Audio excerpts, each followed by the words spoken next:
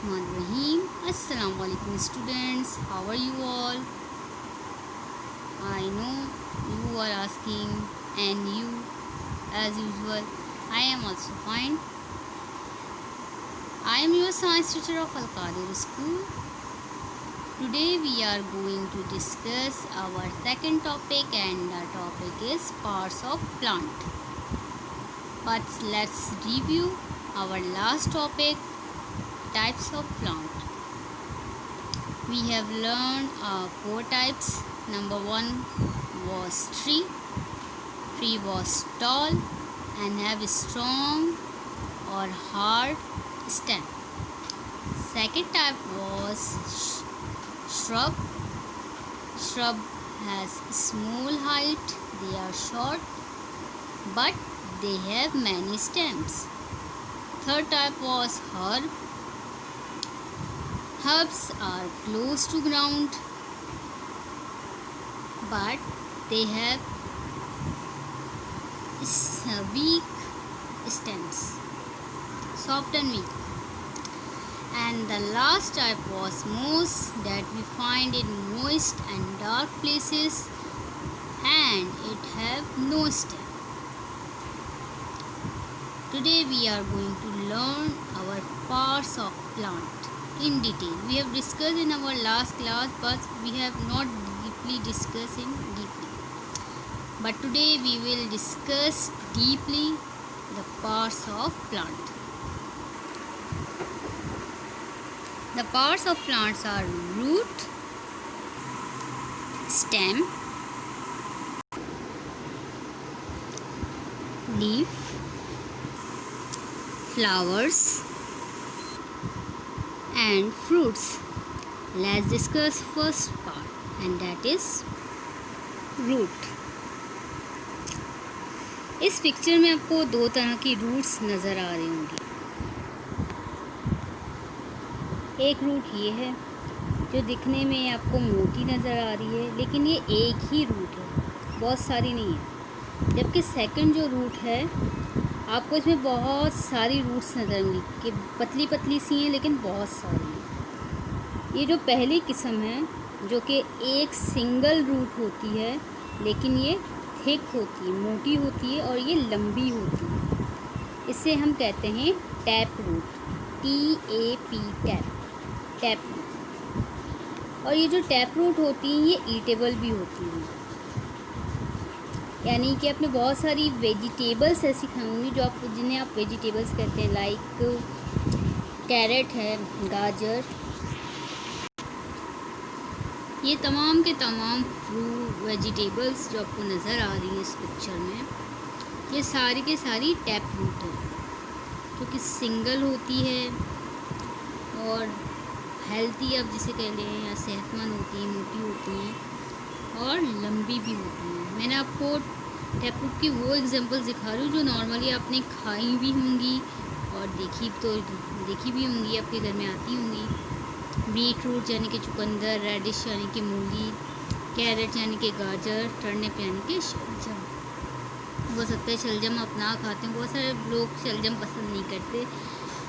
इसके अलावा आपका जो प्याज है, लहसुन है, आलू है, ये सारी क्या हैं, हमारी रूट्स हैं. ठीक है. अब हम चलते हैं हमारे सेकंड टाइप ऑफ फ्रूट, जो कि है फिब्रस फ्रूट. इसमें देखें आपको टैप रूट भी दिखाई हुई है और फिब्रस रूट भी दिखाई हुई है. नंबर 1 पर देखें, लिखा हुआ है कैरेट टैप रूट सोलेन. यानी कि टैप रूट की भी मुख्तलिफ काइंड्स है, लेकिन ये आपके लेवल की नहीं. आप अभी क्लास सेकंड में, जब आगे बड़ी क्लासेस में जाएंगे, आप इसके टाइप भी पढ़ेंगे. अभी सिर्फ आपको मुझे सिर्फ इतना बताना था कि जो है ना, रूट्स की दो किस्म होती है, कि टैप रूट और सेकंड है फिब्रस रूट. फिब्रस रूट क्या होती है? ये पतली सी होती हैं और बहुत सारी होती हैं. आप देखो कुछ 4 तरह की रूट्स नज़र आ रही हैं. चारों रूट्स में जो है ना, सबसे ज़्यादा घनी, आप जिसे कह लें, ये बहुत सारी आपको जो नज़र आ रही होंगी, वो लास्ट वाली नज़र आ रही है, जो कि हमारी फिब्रस रूट की एग्जांपल है. अब हम चलते हैं हमारे second type parts of plant पर, जो कि है स्टेम. सेकंड है स्टेम. स्टेम का एक्चुअल में काम क्या होता है? स्टेम जो होती है वो किसी भी प्लांट को सपोर्ट प्रोवाइड करती है, स्पेशली जो लीव्स होती हैं यानी कि पत्ते, फ्रूट्स यानी कि फल, और फ्लावर्स यानी कि फूल, इनको जो है ना सपोर्ट प्रोवाइड करती है। स्टेम का काम क्या होता है? रूट में हमने डिस्कस नहीं किया था, मैं आपको बताना भूल गई थी। रूट का काम होता है, आपका जो प्लांट होता है वो उसे फिक्स रखता है आप सॉइल के अंदर, मिट्टी के अंदर। अगर आप कभी किसी प्लांट को बाहर निकालने की कोशिश करेंगे ना पौधों स्टेम को पकड़ के, बहुत ज़्यादा की मेहनत लगेगी। क्यों? क्योंकि जो रूट्स होती हैं, जो जड़ें होती हैं, वो किसी भी प्लांट को उस मिट्टी के अंदर, उस जगह के अंदर फिक्स रखते हैं। उन्हें निकालना इतना आसान नहीं होता। अगर वो न्यूली ग्रो प्लांट है यानी अभी अभी उगा है, कुछ दिन हुए हैं, तो उसमें आपको इतनी मेहनत नहीं लगेगी। लेकिन अगर वो काफ़ी उसे मंथ्स गुजर चुके हैं, तब जब आप उसे निकालने की कोशिश करोगे वो इतनी ईजिली बाहर नहीं आते, क्योंकि उसकी जो जड़ें होती हैं वो उस वक्त तक बहुत मजबूत हो जाती हैं और वो उसे फिक्स कर लेती हैं। जिस तरह से बहुत सारे हमने रूट्स पढ़ा के वो वेजिटेबल्स होती हैं जिन्हें हम खा भी रहे होते हैं, सेम इसी तरह से बहुत सारे स्टेम्स भी ऐसे हैं जिन्हें हम एज अ वेजिटेबल खाते हैं। आपको इस पिक्चर में कुछ वेजिटेबल्स नज़र आ रही होंगी, इन्हें हम खाते हैं। इसके अलावा आपकी बुक में भी जो है ना कुछ दी हुई हैं स्टेम्स जिन्हें हम खाते हैं, लाइक सरले है, शुगर कैन है। तो रूट की तरह हम स्टेम को भी खाते हैं। अब नेक्स्ट है हमारा फ्रूट। फ्रूट यानी कि फल। आपको पता है फल कहाँ पर होते हैं? दरख्तों पर पाए जाते हैं। मुख्तलिफ फलों के मुख्तलिफ किस्म के दरख्त होते हैं। फल हमें मिलता कहाँ से? जब किसी भी दरख्त पर फूल लगता है तो वो फूल कुछ टाइम बाद एक फ्रूट में चेंज हो जाता है। फिर उस फ्रूट को हम खाते हैं। उस फ्रूट से हमें कोई चीज़ मिलती है जिसे हम कहते हैं सीड। इसके बाद हम डिस्कस करेंगे सीड का क्या काम है। एक्चुअल में फ्रूट करता क्या है? फ्रूट जो है ना उस सीड को कवर करता है। वो हम बाज़ दफ़ा ऐसा होता है कि हम जो है ना फल वगैरह खाते हैं, उसकी जो सीड्स होती है उसे हम फेंक देते हैं कचरे में। नॉर्मली हम यही करते हैं। इसी तरह आगे क्लासेस में आप जब जाएंगे तो वो जर्मिनेशन का टॉपिक आप पढ़ेंगे कि किस तरह से परिंदों के ज़रिए और मुख्तलिफ़ तरीक़ों के ज़रिए जो बीज हम फेंक देते हैं, उन्हीं बीजों के ज़रिए नए पौधे लग सकते हैं। अगर आपके घर में कोई अपने फल खाया है आपकी जो है ना, आप उसके बीज के ज़रिए एक नया पौधा उगा सकते हैं। ठीक है। अब फ्रूट्स क्या करते हैं? आपको पता है मुख्तलिफ़ फ्रूट्स हमें एनर्जी देते हैं। कुछ फ्रूट्स ऐसे होते हैं जो समर में होते हैं, लाइक मैंगो है। अगर आप दिसंबर में कहो मुझे मैंगो खाना है, आपको नहीं मिलेगा। सेम इसी तरह से अगर आप जून जुलाई में कहो कि मुझे ऑरेंजेस खाने हैं, तो आपको जून जुलाई में ऑरेंजेस नहीं मिलेंगे, क्योंकि कुछ फल ऐसे हैं जो सिर्फ़ और सिर्फ गर्मियों के मौसम में पाए जाते हैं। कुछ फल ऐसे हैं जो सिर्फ़ और सिर्फ सर्दियों के मौसम में पाए जाते हैं। और हर फ्रूट हमें एनर्जी प्रोवाइड करता है। ठीक है। अब हम पढ़ते हैं हमारा नेक्स्ट सीड। हमारा नेक्स्ट टॉपिक है सीड्स। सीड्स क्या होती है? सीड्स कहते हैं बीज को, जो कि हमें फल के अंदर से मिलती हैं। कुछ फल ऐसे हैं जिनके बाहर सीड्स होती हैं, जैसे कि स्ट्रॉबेरी है। स्ट्रॉबेरी के अंदर कोई भी बीज नहीं होती है। स्ट्रॉबेरी के बाहर आपको जो छोटे छोटे ब्लैक डॉट्स नज़र आते हैं, उससे वो उसकी सीड्स होती हैं। इन सीड्स का काम होता है, अगर एक सीड से हम बहुत से फल ऐसे होते हैं जिसमें बहुत सारी बीज हैं। कुछ फल ऐसे होते हैं जिसमें सिर्फ एक ही बीज होती है।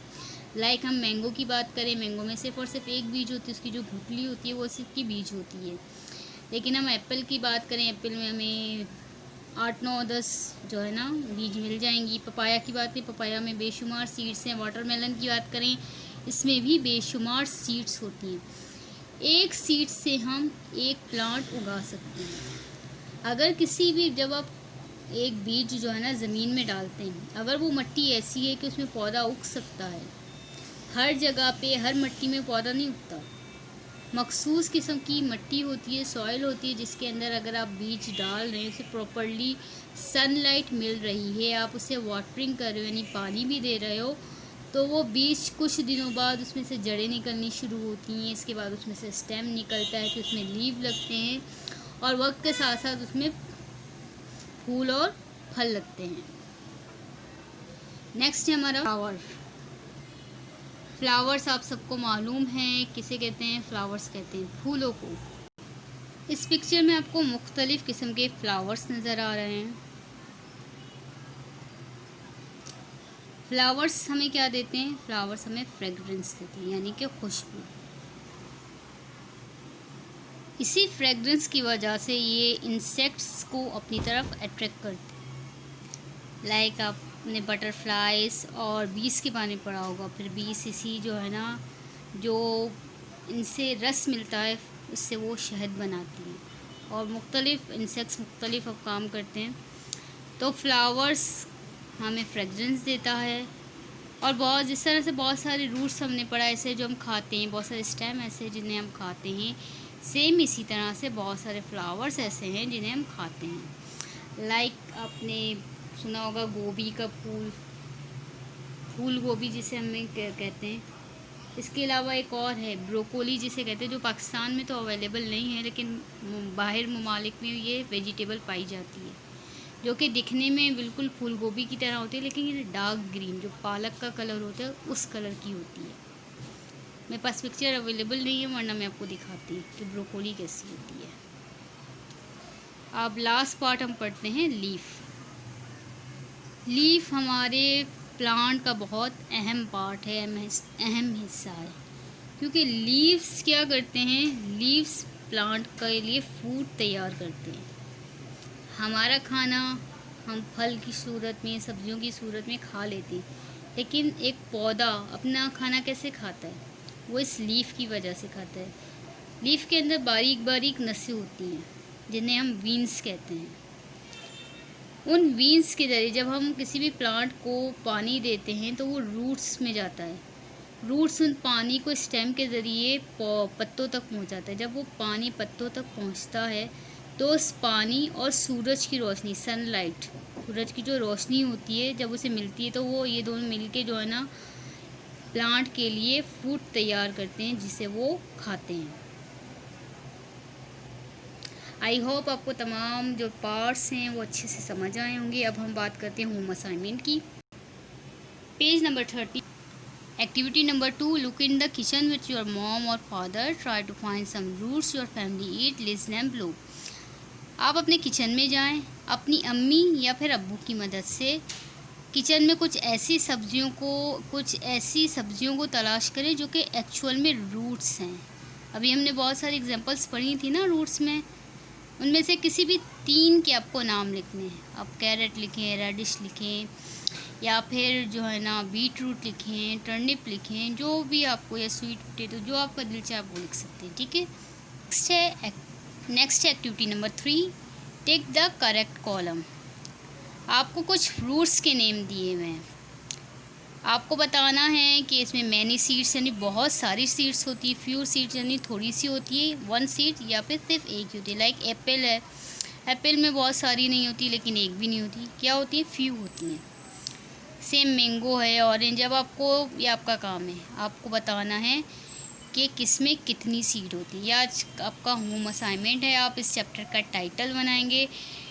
एज़ यूजुअल जैसे मैंने पहले भी कहा था, टाइटल में जब आप बनाएंगे तो सिर्फ टाइटल का नाम ना लिखें, चैप्टर का यूनिट नंबर मेंशन करें। यूनिट नंबर 2 चैप्टर का नाम लिखें, इसके बाद आज की डेट, डे, टीचर साइन, और साथ में कोई एक प्लांट की पिक्चर ज़रूर बनाएं। ओके, प्लांट की पिक्चर बनाएंगे। इसके बाद आप हेडिंग डालेंगे एक्टिविटी नंबर 2। एक्टिविटी नंबर 2 करेंगे, रेड ब्लू से क्वेश्चन लिखेंगे। इसके बाद जो आंसर है वो आप पेंसिल से लिखेंगे। फिर नेक्स्ट पेज पर एक्टिविटी नंबर 3 की हेडिंग डालेंगे। अगर आप ये एक सिंगल पेज पे काम करें तो कोशिश करें सफाई से करें। अगर आपकी राइटिंग बड़ी बड़ी है, आपको लगता है मैं नहीं कर पाऊँगा, तो आप फिर ये आमने सामने वाले डबल पेजेस पे 4 कॉलम ड्रॉ करके ये काम करें। ठीक है, ये आपकी मर्ज़ी है, आप काम सिंगल पेज पे करें या डबल पेज पे करें, लेकिन आप काम सफाई के साथ करेंगी। नेक्स्ट क्लास तक के लिए अपना बहुत सारा ख्याल रखिएगा, मुझे अपनी दुआओं में ज़रूर याद रखें। टिल देन, अल्लाह हाफ़िज़।